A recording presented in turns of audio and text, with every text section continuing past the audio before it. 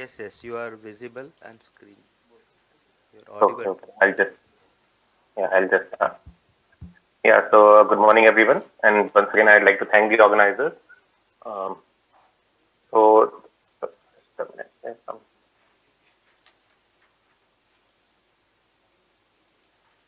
Yeah. So, the topic given to me is the study. It's a retrospective study, a genomic landscape of acquired resistance to third generation EGFR tyrosine kinase inhibitors in EGFR T790M mutated NSCLC. So, in very brief, we know nowadays there is an increased use of third generation TKI, that is osimertinib, which is based on FLORA trial, which showed PFS as well as OS benefit. So, as compared to 4 or 5 years back, now osimertinib is the most common EGFR TKI used worldwide. And as there is a development of better EGFR TKIs and more use, that has led to we have become aware of increased resistance mechanisms, and that has led to more off-target resistance mechanisms. And in the pie chart, you can see there are both EGFR dependent as well as independent EGFR independent resistance mechanisms. Among the EGFR dependent, C797X is most commonly seen, and in the EGFR independent mechanisms or off-target mechanisms, MET amplification, BRAF, RET, KRAS mutations, as well as small cell transformation in squamous cells is seen.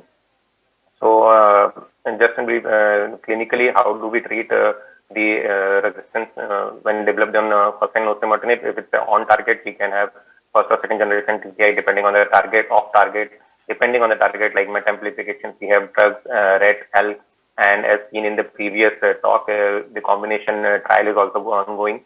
So, but all these data has been from small studies. So that is why this study was a single center retrospective study done in Samsung Medical Center, Seoul, South Korea, and they tried to analyze a comprehensive genomic landscape of acquired resistance in patients who were given third generation EGFR TKI, and this was published in March 2020.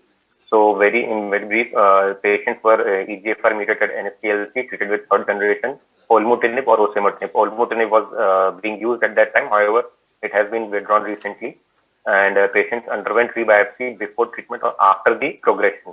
And the study duration was from January 2014 to July 2018, and baseline record and survival outcomes were obtained through medical records.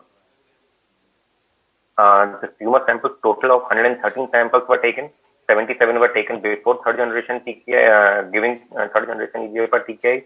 36 samples were taken after, and among which 15 were paired samples. And targeted sequencing was done using cancer scan, which had around 380 exonic regions and 23 intronic regions to be sequenced. Statistical analysis, descriptive statistics for patient characteristics. Survival was done using standard Kaplan-Meier. P-value of 0.05 was considered significant, and RECIST 1.1 was used for treatment response. Coming on to the results, baseline characteristics, 98 patients with EGFR T790M mutation were treated with third generation TKI. Median age was 58 years, 67 out of 98 were females. Baseline exon 19 deletion was seen in 66% patients, and L858R exon 21 was seen in 33%. Osimertinib was received by close to more than half of the patients. This is the table, as I have already discussed, and you can see patients with prior EGFR TKI most commonly was geftinib and followed by arlotinib. So coming on to the treatment efficacy, I would like to focus on osimertinib, as that is the drug we commonly use. Overall response rate was close to 87% with a PFS of 11.27 months, and time to treatment discontinuation was 13.4 months and an OS of 24 months. Coming on to the primary analysis, genomic landscape before and after treatment with third generation TKI, as I already told, out of total 113 samples, 36 were taken after EGFR TKI, and that included 15 paired biopsies. There were many mutations which were more commonly seen in the post-treatment sample as compared to the pre-treatment sample. However, the two mutations which were statistically more significantly seen in post-treatment samples were 60CA and CDKN2A. Apart from that, other mutations like RB1 or TP53 or P10 were also commonly seen in post-treatment samples, and which are known to have a poor PFS in patients. However, they were not statistically significant. And one thing we have to keep in mind that the sample size is very low, so statistical significance we cannot be very sure of. Coming on to the EGFR dependent resistance mechanisms. When evaluating the post-treatment response samples, 10 patients had EGFR dependent resistance mechanisms out of 36, which was comes close to around 1/4 to 1/3, and 5 were treated with osimertinib, and the incidence of EGFR mediated resistance mechanisms was 29%, 5 out of 17 patients in the osimertinib group.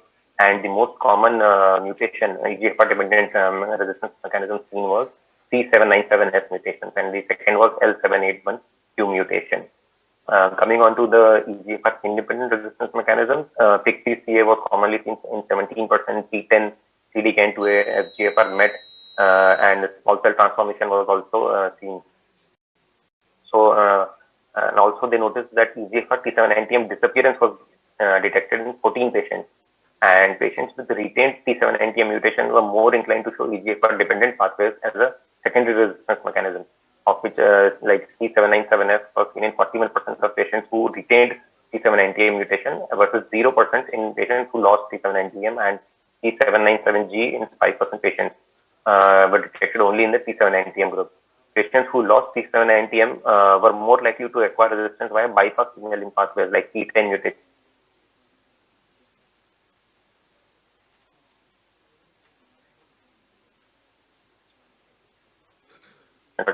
And we can see 4 patients lost their EGFR T790M, and one of them even had a small cell transformation, one of them who lost EGFR T790M. However, the sample size is very, very small.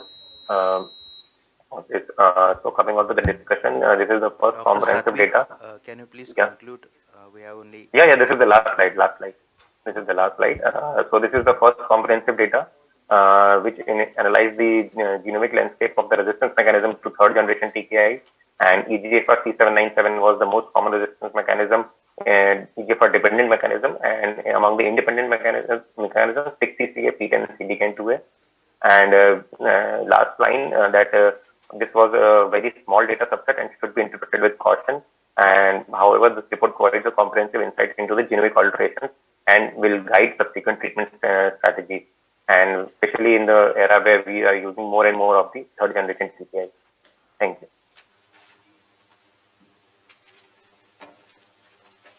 Thank you, Dr. Satvik. So